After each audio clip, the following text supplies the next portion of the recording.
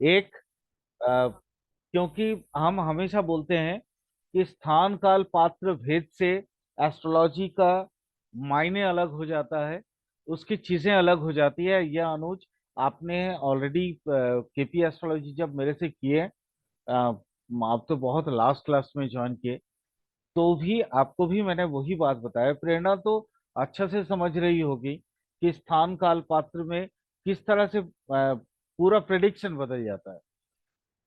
और देखिए, सारे हम एडवांस लेवल पे जब जाते हैं तो टूल से बहुत कुछ बदल जाता है, बट ओरिजिनली हमको समझना जरूरी है कि एस्ट्रोलॉजी होता कैसा है। क्योंकि इसका अगर हम ओरिजिन से, इसकी जो सोर्स है वहां से अगर इसको नहीं समझेंगे तो हम एस्ट्रोलॉजी में एक्सपर्ट कभी नहीं बन सकते। एक्सपर्ट बनने के लिए कोई भी चीज का ना इन डेप्थ नॉलेज होना बहुत जरूरी है। और एस्ट्रोलॉजी अल्टीमेट क्या है? Predictive science. प्रेडिक्शंस अगर आपके सही होंगे तो आपको अ, देखिए, सिंपल मैटर है। कोई जरूरी नहीं कि आप कंसल्टेंसी दे, लेकिन आपके लिए जरूरी तो ये होता है ना कि आप अपने आप को जानना चाहते हैं, हम कहाँ हैं, क्या है, कल क्या होगा, और अगले 10 साल के बाद क्या होगा, 2 साल के बाद क्या होगा, एटसेट्रा एटसेट्रा एटसेट्रा। ये जानना हर एक की क्या बोलते हैं, जरूरत है। अगर हम अपने लाइफ को नहीं समझ पाएंगे तो हम अपना लाइफ की मैपिंग नहीं कर पाएंगे। लाइफ आउटलाइन ऑफ लाइफ अगर हम करना नहीं सकेंगे तो फिर जैसे एक कंट्री होता है, एक कंट्री की अगर उसकी मतलब एक्चुअल लाइन ऑफ कंट्रोल या लाइन ऑफ कंट्रोल अगर उसको पता नहीं होगा, और वो क्या क्या कर सकता है, उसके स्ट्रेंथ, उसके स्ट्रैटेजी अगर उसको पता नहीं है, तो ये कंट्री कभी भी आगे नहीं जा सकता है। वैसे ही हम इंडिविजुअल, एक एक व्यक्ति एक एक कंट्री जैसा ही है। मेदिनी ज्योतिष के हिसाब से अगर हम देख लें तो एक एक व्यक्ति एक एक स्नैपशॉट लेके हम लोग पैदा होते हैं। और हमें अगर अपना कल के बारे में पता ना हो, और पिछले काल और अगले काल, दोनों काल, है ना, बीते हुए काल और आगामी काल जो आने वाले हैं, अगर ये दोनों को हमें पता ना हो, अगर हम इसके बारे में पता ना कर पाए, तो फिर हम कभी भी अपने आप को वो खुशहाली जगह पे ले जाना जहां चाहते हैं वहां तक नहीं ले जा सकेंगे, नहीं ले जा सकेंगे। ये 100% मेरे से हर एक व्यक्ति सहमत होंगे। और वो जो साइंस आपको ये पूरी तरीके से आपको मैपिंग देता है कि आपके जीवन किस ओर करवट लेगा, किस ओर जाएगा, और आप कौन कौन सी चीजों से अपने आप से वाकिफ रखेंगे ताकि आपके लाइफ की ग्रोथ प्रॉपरली हो, that is astrology. Astrology science वो है। अब हमको ये सबसे पहले जानना जरूरी है कि, क्योंकि देखिए, क्लासेस वैदिक साइंस हो या और भी कोई भी एस्ट्रोलॉजी की साइंस हो, अभी तो वैदिक से निकले हुए बहुत सी शाखाएं भारतवर्ष में आ गया। जैसे भृगु नाड़ी है, ठीक है, कृष्णमूर्ति पद्धति है, ठीक है। बट इस इन सारे चीजों का जड़ कहाँ है? वो है पराशरी ज्योतिष। और ये पराशरी ज्योतिष हम जिसको समझते हैं, क्या वो पराशर जी ने ही इसको स्टार्ट किया, या उससे पहले से ही हमें ज्योतिष की ज्ञान हमारे स्रोतों में चल रहा है, हमारे खून के धाराओं में चल रहा है? ये जानना बहुत जरूरी है। इसीलिए उस्मानिया या अदर्स जितने भी, मतलब जो बड़े यूनिवर्सिटीज हैं, उनके जो ग्रेजुएशन का जो कोर्स बने हुए हैं एस्ट्रोलॉजी के ऊपर, जो लोग वाकई में माने यूजीसी का रूल फॉलो करके अपना सिस्टम बनाए या अपना कोर्स, अपने सिलेबस तैयार किए हैं, वहां पे ये हिस्ट्री ऑफ एस्ट्रोलॉजी एक बहुत बड़ा पेपर है। वहां पे 2 पेपर होता है, 200 200 400 नंबर का। हम ट्यूशन पढ़ रहे हैं तो नेचुरली कोई यूनिवर्सिटी का हिस्सा तो है नहीं, बट हमें जानना जरूरी है कि एस्ट्रोलॉजी कब से स्टार्ट हुआ है हमारे भारत के अंदर। इसलिए हिस्ट्री ऑफ एस्ट्रोलॉजी, ये वैदिक साइंस का मैंने जो 4 पेपर रखा हुआ है सिलेबस में, paper 1 history of astrology, paper 2 planets, paper 3 आपका भाव, पेपर 4 में कई सारे प्रेडिक्टिव टूल्स के नाम पे हमने पूरा पेपर दे दिया। बट ये पेपर 4 प्रेडिक्टिव टूल्स का मतलब होता है वहां पे दशाएं हैं, जैसे जोगिनी अनुज या प्रेरणा जी समझ रही होंगी, मैंने 45 प्रकार की दशा के बारे में बात किया था। और वो सारे 45 प्रकार की जो दशाएं हैं, उन उन दशाओं को हम इन वैदिक एस्ट्रोलॉजी में उसको समझेंगे। एक एक चीज, जोगिनी दशा क्या है, चर दशा क्या है, ठीक है, स्थिर दशा क्या है, उसके अलावा नवतारा चक्र, ये सारे प्रेडिक्टिव टूल्स में आते हैं। तो इसलिए ये 4, देखिए ये टोटल 3 इयर्स का कोर्स है, बट हम लोग कोशिश करेंगे इसको कम से कम समय में इसको पूरी तरह से हम समझ सकें और पढ़ सकें। क्योंकि देखिए यहाँ मैं आपको कोई ग्रेजुएशन का डिग्री भी नहीं देने वाला हूँ, और मैं कोई यूजीसी सर्टिफाइड कोई यूनिवर्सिटी नहीं हूँ, ठीक है। तो सिंपल मैटर है कि आप लोग अगर मेरे से ट्यूशन पढ़ के अगर सीख लेते हैं, और कभी खुदा ना खास्ता कभी अगर मौका मिल जाए, और अगर मेरे कोई यूनिवर्सिटी इस तरह से हम स्थापित कर पाए जहाँ जो कि यूजीसी ग्रांटेड हो, तो मैं तो ये सारे सिलेबस को लेके आऊंगा, बिल्कुल लेके आऊंगा। मैं उस लाइन पे पड़ा हूँ। बाकी आगे भगवान की मर्जी और आप लोगों के आशीर्वाद। चलिए शुरू करते हैं आज की class, history of astrology. History of astrology basically हमारे एस्ट्रोलॉजी का जो शुरुआत है, और आपको सुन के अचंभित होंगे आप, ये वैदिक वैदिक मतलब ऋग्वेद काल से ही शुरू हुआ है। इसीलिए इस साइंस को वैदिक एस्ट्रोलॉजी हम लोग बोलते हैं, क्योंकि ये वेदकालीन सभ्यता से शुरू हुआ। जब आदर्श जितने भी कंट्रीज आप देखते हैं, वहां पे जो सिविलाइजेशन कभी पैदा ही नहीं हुआ था उस समय में, बट उस समय में हमारे भारत के लोगों ने, और वो पूरा माने पूरी तरह से अपनी इनर साइंस, इनर मतलब अपनी स्पिरिचुअलिटी के अंदर, क्योंकि हमने आप लोगों को पढ़ाया होगा, वो आप 2 क्लासेस एक्स्ट्रा जो लिए थे हम वैदिक साइंस का केपी एस्ट्रोलॉजी में, वहां पे ये मैंने बताया था कि जो ब्रह्मांड में है, वो इस पिंड में है। पिंड मतलब इस शरीर में है। तो इस शरीर को अगर आप समझ ले तो ब्रह्मांड को समझ जाएंगे, और ब्रह्मांड को अगर समझ जाए तो इस पिंड को समझ जाएंगे। हमारे ऋषि मुनियों ने हमारे इस पिंड को समझे, उन्होंने इसके हमारे पूरा शरीर के अंदर जो नवतारा चक्र है उनको समझा, नवग्रह है उनको समझा, हमारे यहाँ जो 14 मेन नाड़ी है, अलम्बुसा, चित्र, चित्रिणी, सुषुम्ना इत्यादि, वो सारी चीजों को समझा। और इसके अलावा हमारे, आप अगर कपिल सांख्य कभी पढ़े होंगे या कभी पढ़िएगा, तो आपको पता चलेगा कि हमारे 72,000 टोटल नाड़ी है, जो ये ब्रह्मांड की पूरी तरह से ये ब्रह्मांड को व्यापित करने के लिए काफी है। यानी अगर हम अपने पूरे सूक्ष्म नाड़ियों को, नाड़ी मतलब यहाँ तंत्रिका तंत्रों की बात कर रहा हूं मैं, जिसको आजकल नार्व के नाम से आप जानते हैं, क्योंकि अब संस्कृत वाली हिंदी नहीं रही, अब यहाँ इंग्लिश वाली हिंदी आ गई है, तो फिर यहाँ नर्वस सिस्टम आप समझ सकेंगे। बट अगर मैं तंत्रिका तंतु बोलूं तो शायद आप नहीं समझ पाएंगे। बट ये तंत्रिका तंतु को पूरी तरह से, अगर एक धागे के नाते, एक धागा की जैसा पूरा ये 72,000 नाड़ियों को अगर मैं पूरा ब्रह्मांड में फैला दूं, ये ब्रह्मांड कम पड़ जाएंगे, यह ब्रह्मांड के बराबर होगा। मैं अभी, हमारे एक डॉक्टर साहब अभी जो हैं, सर आप हैं क्या? हाँ हाँ। है सर, नीरज सर आप हैं हाँ ना? ठीक हाँ है। हाँ सर।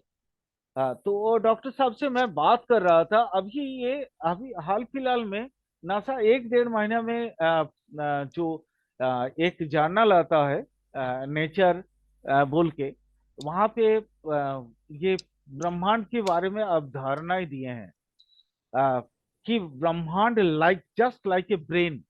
ठीक है। तो सर ये कई सारे गैलेक्सीज लेके ये ब्रह्मांड पैदा हुए हैं।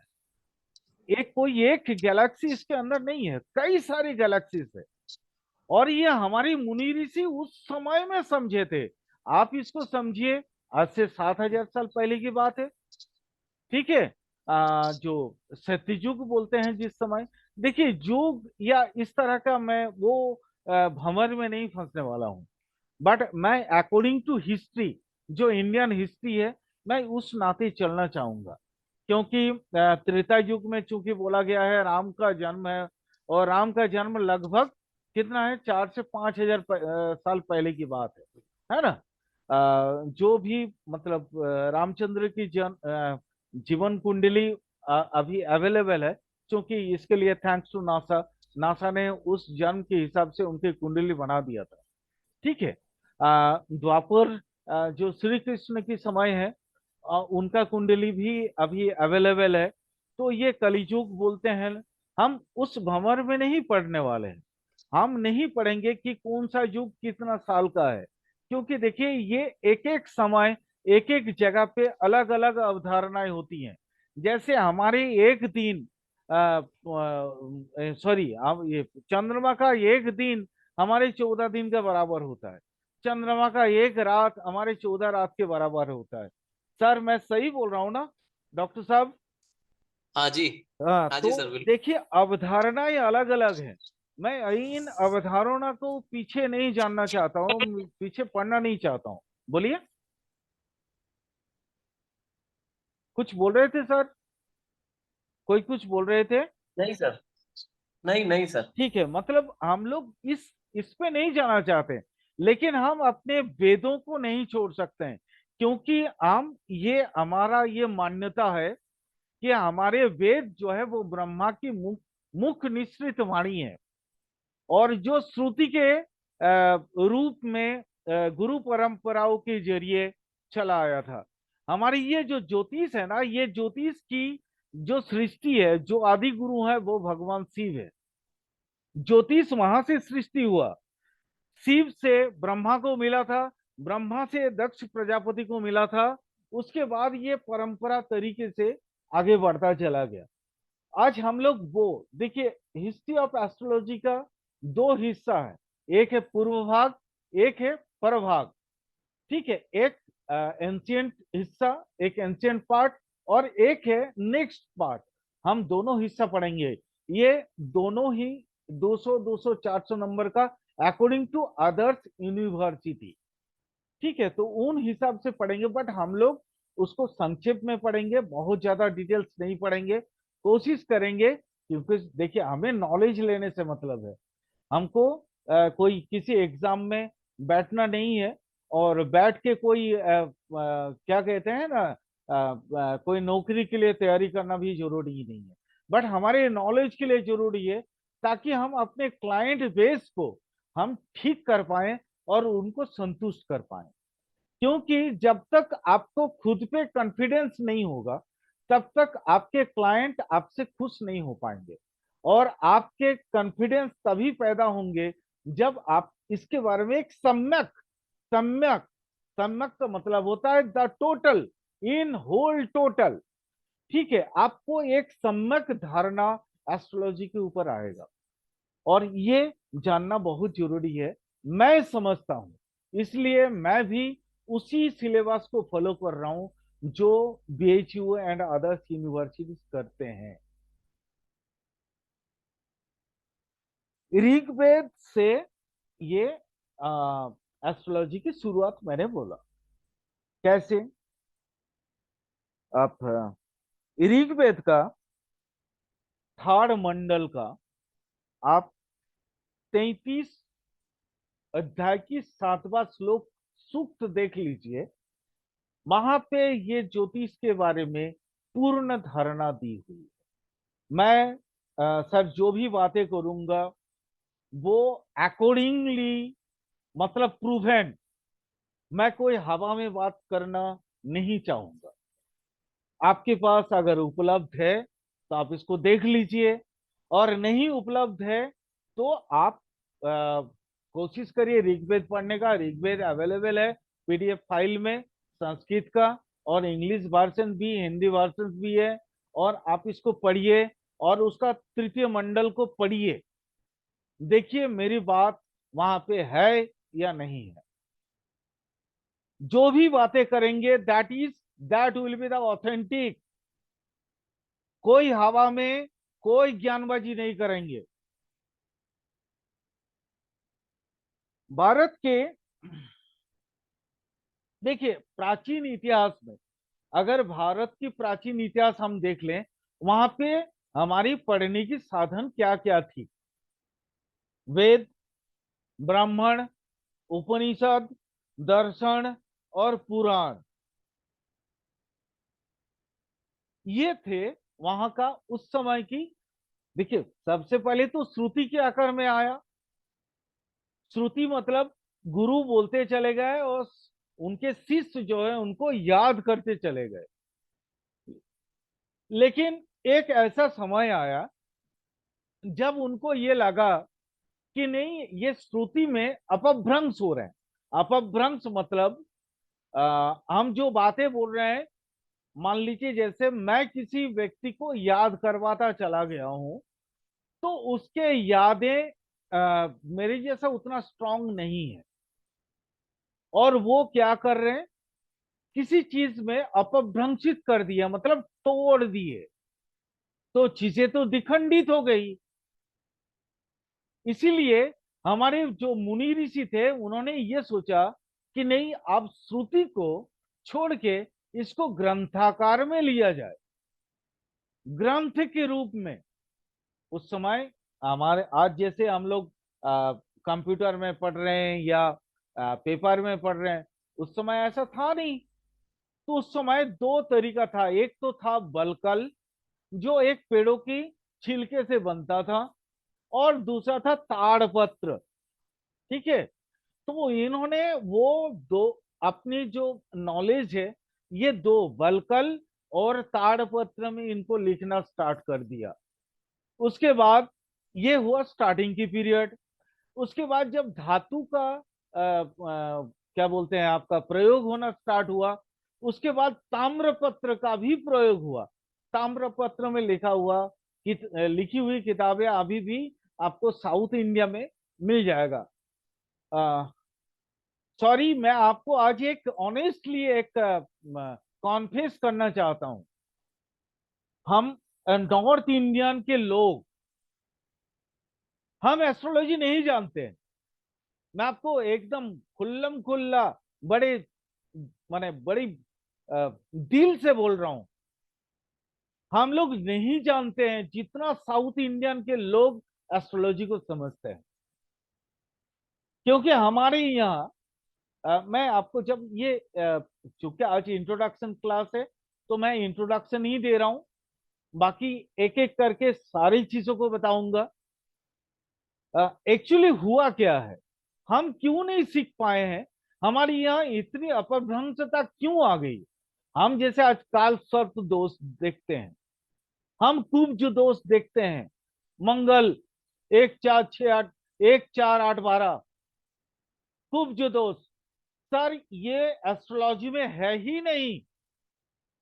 हुआ क्या है, ये सारी चीजें क्यों एस्ट्रोलॉजी में शामिल हो गया। स्वाभाविक है आप क्वेश्चन करेंगे हमसे। मैं हिस्ट्री ऑफ एस्ट्रोलॉजी की इंट्रोडक्शन क्लास में वो आपको बताना चाहूंगा एक्चुअली हुआ क्या है। मैंने जैसे बोला, ये अपभ्रंश होता चला गया, श्रुति टूटता चला गया, नॉलेज विखंडित होता चला गया। मैं जो बोला वो मेरे शिष्य ने सुना, वो शिष्य याद रखा, और वो शिष्य गुरु बना, वो अगले शिष्य को बताया, वो शिष्य पूरी चीज याद नहीं रख पाया, बट वो भी तो गुरु बना। अब उसका परंपरा अलग हो गया, और इन परंपराओं की वजह से हमारी आज की दुर्दशा है। ये नॉर्थ इंडियन का एस्ट्रोलॉजी की ये दुर्दशा है। आज हम एस्ट्रोलॉजी की प्रेडिक्शन नहीं कर पाते हैं, नहीं कर पाते हैं। और ये हमारी दुख की बातें हैं, क्योंकि हम एस्ट्रोलॉजी को समझ ही नहीं पाते हैं। बुरा मत बनना, बट ये सच है, ये सत्य है, ये परम सत्य है, एब्सोल्यूट ट्रूथ। आज जितने भी बड़े बड़े एस्ट्रोलॉजर के पास चले जाओ, आप जाके पूछो कि सर मैं आज क्या खाना खा के आया हूं, वो नहीं बोल सकते, मैं भी नहीं बोल सकता हूं, मैं भी नहीं बोल सकता हूं। बस साउथ इंडियन कोई भी एस्ट्रोलॉजर के पास जाओ, वो कुछ हद तक बोल पाएंगे, वो भी पूरा नहीं बोल पाएंगे, क्योंकि उनकी श्रुति हमारे से ज्यादा बेहतर था, क्योंकि उनकी संस्कृत हमारे से ज्यादा बेहतर था। ये हमारी दुर्भाग्य है, माइंड मत करना। बट मैं आप किसी को छोटा या किसी को बड़ा नहीं करना चाहता हूं, ना ही मैं कोई जज हूं, मैं जजमेंट देने की कोशिश कर रहा हूं। But this is the fact, ये फैक्ट है, ये सत्य है। और ये सत्य लेके मैं आज 35 साल से जैसे एस्ट्रोलॉजी को झेल रहा हूं, वैसे आप लोग आगे चल के आप लोग भी झेलोगे इसको। आज भी मैं 100% प्रेडिक्शन नहीं कर सकता हूं, नहीं कर पाता हूं। कमी मेरे में नहीं है, मेरे नॉलेज में है। हमारी हम जिन जिन गुरुओं से पढ़े हैं, वो उन्होंने हमें पूरा चीज समझाया नहीं, पूरा चीज सिखाया नहीं। बट मैं चाहता हूं, मैंने रिसर्च करके जो चीजें पाई हैं, मैं चाहता हूं कि मेरे से आप वो चीज ले लो, ताकि आपको मेरे जैसा ये दुविधा में ना पड़ना पड़े कि आप भी माने मेरे जैसा ये दुविधा में ना पड़े कि आप भी प्रिडिक्शन नहीं कर सकते। आज मैं कर पाता हूं, बट ये बहुत बहुत तकलीफ, बहुत कष्ट करने के बाद। बट आपको तो वो तकलीफ ना करना पड़े। होता क्या है, मैं हमारे हमारी ये देखो, ये भारतीय परंपरा है।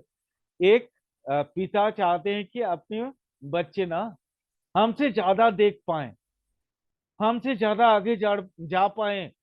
इसलिए देखिएगा, वो अपने बेटे को अपनी बेटी को हमेशा कंधा पे पीता लेके चलते हैं। आपने इस चीज को कभी गौर किया होगा? माँ अपने कमर में अपने बच्चों को लेके चलती है, वो ये चलती है ये ताकि मैं उसकी रक्षा कर पाऊं। उनकी दिमाग में, माँ की दिमाग में ये रहता है। बट एक पिता के दिमाग में ये रहता है ना कि मैं अपने बेटे को मेरे से आगे ले जाऊं। इसलिए वो अपने कंधे पे अपने बच्चे को लेके चलता है कि मैं जो देख नहीं पाया, बेटा तुम मेरे सहारे में मेरे से ऊपर चढ़ के तेरी आंखें होंगी, और वहां तक तुम देख पाएगा जहां तक मैं नहीं देख सका। एक गुरु होने के नाते मैं भी एक पिता जैसा हूं, पिता तो नहीं हूं, पिता जैसा हूं। मैं भी चाहता हूं कि मेरे शिष्य मेरे से आगे बढ़े। मैं जो देख नहीं पाया हूं, जो इतने सालों की मेहनत के बावजूद भी मुझे जो नहीं मिला, मैं चाहता हूं कि आपको वो मिले, वो सारी चीजें मिले। इसीलिए मैं आपको पूरी तरह से, मैं कहाँ फेल हुआ वो भी बताऊंगा, मैं कहाँ सक्सेस हुआ वो भी बताऊंगा। और इसीलिए ये हिस्ट्री ऑफ एस्ट्रोलॉजी जानना बहुत जरूरी है, क्योंकि यहाँ पे भी हमारे वो फेल्यूरिटी और सक्सेस की इतिहास छुपी है।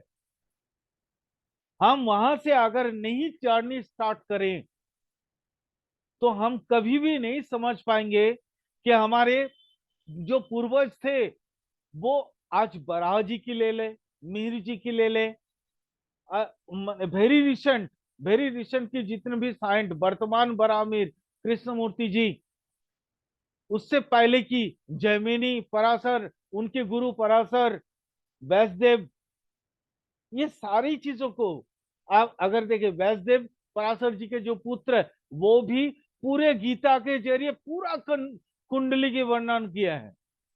गीता एक माने विश्व कुंडली है, ब्रह्मांड की कुंडली है। गीता कोई मामूली साइंस नहीं है। मैं चाहता हूं कि मैं जो नहीं समझ पाया वो आप लोग भी समझें, आप भी उसको एडाप्ट करें, आप उस पर रिसर्च करें। आपको जितना समय मिलेगा, आपके देखिए व्यक्तिगत जीवन हर एक की है, हम प्रोफेशनल हैं, हमारे पेट भरना है, पेट भरने के लिए पैसे की जरूरत है, और पैसे बनाने के लिए हमें कोई ना कोई प्रोफेशन से जुड़ा रहना पड़ेगा।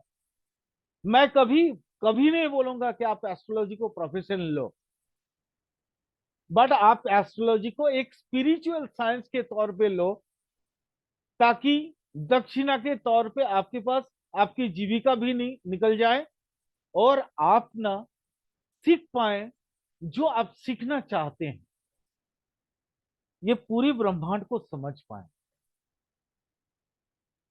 आ,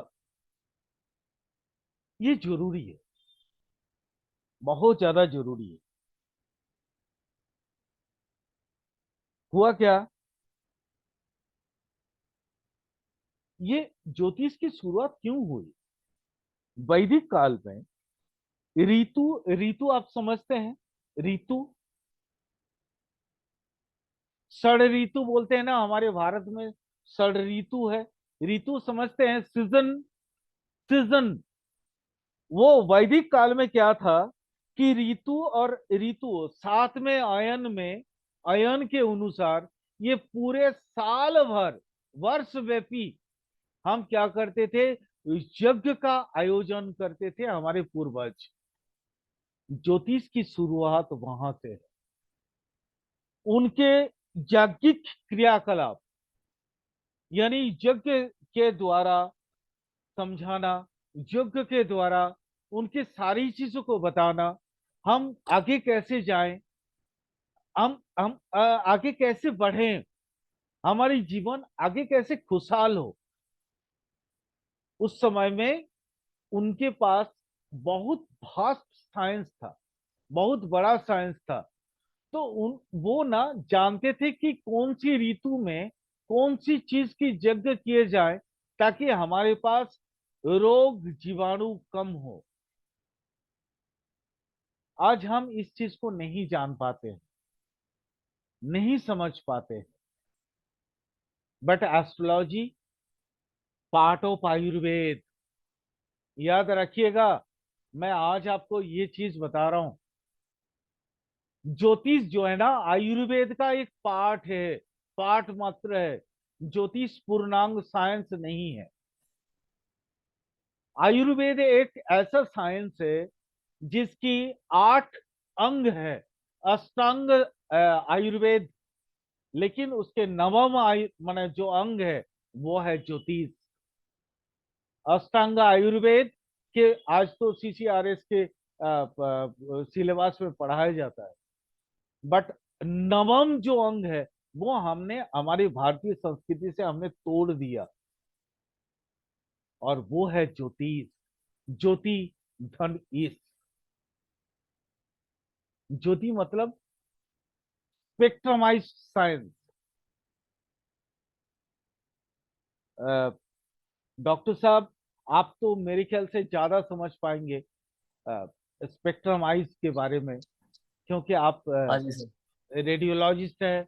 सर आप रंजन रेज के बारे में ज्यादा जानते होंगे, है ना, बिल्कुल बिल्कुल सर। जिसको एक्सरे बोलते हैं। सर आप हाँ जी। अल्ट्रावायलेट के बारे में ज्यादा जानते होंगे मेरे से, है ना सर। किसके? ये जितने जो सप्तम, जो 7 घोड़े होते हैं ना हमारे सूर्य के, सब, हाँ सप्त जी सर। घोड़ा भिव की ओर, भिव की ओर। हाँ विबग्योर, बिल्कुल सर। सर आप तो बहुत ज्यादा जानते होंगे मेरे से इस चीज को, बट ये हमारे साइंस का ये बेसिक है सर, ये बेसिक है। एस्ट्रोलॉजी का भी ये बेसिक है। प्रेरणा, शायद आपको याद होगा, हम जब मेडिकल एस्ट्रोलॉजी पढ़ा रहे थे वहां पे 7 घोड़े की बात हमने किया था पिछले क्लासेस में, है ना? यस सर, यस सात सर। घोड़े की बात, जहाँ पे विश्वश्रवा, हर एक रोशनी के बारे में मैंने नाम दिया था और बताया था उसके बारे में। यूट्यूब में है, अनुज भाई देख लेना, सर आप भी देख लेना, नीरज सर, हाँ सर, शुरू किए थे मैंने, उनको देखना मेडिकल शुरू किया एस्ट्रोलॉजी है का सर मैं। हाँ देख जी सर, लेना। बिल्कुल। 14 या 15 वीडियो हैं आपके, मैंने शुरू किए हैं सर। जी जी जी, देख लेना सर उसमें। चलिए, मैं जो चीज बोलना चाह रहा था उसको कंप्लीट करें, क्योंकि इसके बाद फिर इंट्रोडक्शन ही क्लास कंप्लीट होने के बाद हम प्रॉपर क्लास में चले जाएंगे, ठीक है? क्योंकि समय नष्ट नहीं कर सकते हैं 1 मिनट भी।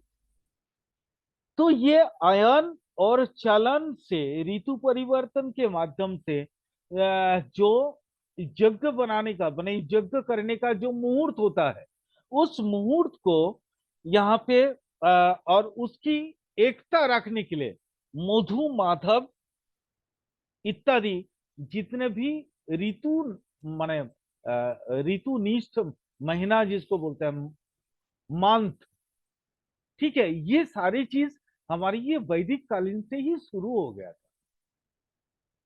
क्योंकि आप देखे होंगे ग्रीष्म ऋतु, ठीक है, उसके बाद वर्षा ऋतु, है ना? तो ये ऋतुनिष्ठ मास महीना, जैसे हमारे भारत के कोई भी ज्योग्राफी हम लोग जब पढ़ते थे या बचपन में भी पढ़े होंगे, तो हमको मालूम है बैसाख जेठ जो 2 महीना है वो ग्रीष्म ऋतु है, मालूम है ना? आषाढ़ और श्रावण, ये 2 महीना, ये एक्चुअली मैं आपको जो बता रहा हूं वो है सूर्य की गति के अनुसार, सूर्य की गति के अनुसार सूर्य 1 महीना में एक डेली 1 डिग्री चलता है, डेली 1 डिग्री चलता है, और ये 30 डिग्री 1 महीना में चलता है, ठीक है? यानी जो 14 अप्रैल से महीना स्टार्ट होता है, इसको बोलते हैं जो सौर संवत्सर, सौर संवत्सर। हम लोग ज्यादातर लोग होते हैं जो चंद्र महीना मानते हैं, यह चंद्र महीना हमारे पंजिका के अंदर आता है। बट एस्ट्रोलॉजी जब हम करेंगे तो हमें ये दोनों चीज जानना जरूरी है, सौर संवत्सर के बारे में भी और चंद्र संवत्सर के बारे में भी, ये दोनों चीज जानना बहुत जरूरी है। क्योंकि हम जब रिटर्न देखते हैं या ताजीक लगाएंगे गोचर में, गोचर में, अनुज आपने ये चीज मेरे से पूछा था कि सर आप गोचर पढ़ाएंगे ना, तो गोचर में जी कई जी। सारी चीजें आती हैं, उसमें एक ताजीक भी आता है, और ये ताजिक सौर संवत्सर के अनुसार आता है, ठीक है? तो ये ताजिक भी जब हम पढ़ेंगे तो इसलिए सौर संवत्सर हमें जानना बहुत जरूरी है, ठीक है? तो ये बेसिकली हमारी, हम क्यों आप समझ रहे होंगे कि हम क्यों हिस्ट्री ऑफ एस्ट्रोलॉजी हम क्यों पढ़ रहे हैं। क्योंकि अगर हम बेसिक चीजों को ना समझें तो हम कभी भी ना अच्छे एस्ट्रोलॉजर नहीं बन सकते, कभी नहीं बन सकते भाई, ये मेरा मानना है। आप लोगों की क्या मानना है आई डोंट नो। आजकल तो सॉफ्टवेयर में हम सब चीज कर लेते हैं, इसलिए मैं कैलकुलेशन पार्ट में नहीं जाऊंगा। मैं आपको अयनांश या एफिमेरिस पकड़ के कैसे हम लोग पहले हाथ से कुंडली बनाते थे वो चीजें नहीं सिखाऊंगा, क्योंकि आजकल सॉफ्टवेयर है तो आपको बस date of birth, time of birth आप पुश कर दो। हाँ, लेकिन हम बीटीआर जरूर सिखाएंगे कि आपके हिंदू लगन और प्राणपद लगन आपके लगन से कितना रिलेटेड होना चाहिए, ताकि आपको लगे कि ये मेरा ये जो जन्म समय है वो सही है। अनुज, अनुज जी आप तो वैदिक पढ़े हो ना? जी सर। हिंदू लगन आप समझ रहे हो, प्राणपद लगन आप समझ रहे हो ना मेरी बातें? जी सर। हाँ, क्योंकि लगन और प्राणपद लगन की डिग्री एक जैसा होनी चाहिए, तब आप समझो कि टाइम ऑफ बर्थ सही है। ठीक है। केपी में हम लोग सर एक अलग तो पढ़ते इंदु हैं। लगन, दूसरा कौन सा लगन सर, दूसरा कौन सा लगन बताया आपने सर? प्राणपद लगन। देखिए लगन तो प्राण, कई सारे अच्छा हैं ना, जी। गुलिक लगन है, इंदु लगन जी जी जी। है ना, प्राणपद लगन है। तो ये सारे लग्नों को हम समझेंगे, एक एक करके समझेंगे। चलिए अभी तो शायद टाइम ऑफ हो रहा है, मैं तुरंत नेक्स्ट आपको 10 मिनट का थोड़ा टाइम दे दे रहा हूँ। 9:15 से फिर से क्लास का ये दे दे रहा हूँ, टाइम टाइम दे दे रहा हूँ, ठीक है। क्योंकि 2 क्लासेस होना है डेली, मतलब 2 क्लासेस होना है। हाँ बोलिए क्या बोल रहे हैं। आप लोगों ने में से किसी ने कुछ बोला। चले, रेगुलर 2 क्लासेस होंगे, और इंट्रोडक्शन क्लास के बाद एकदम अब हम लोग माने अयन न अपो अहनम इच्छा मनाहा ढुक जाएंगे अंदर। इसका मतलब होता है अयन न अपो अयनम इच्छा मनाहा का मतलब होता है अयन और ऋतु के परिवर्तन से ही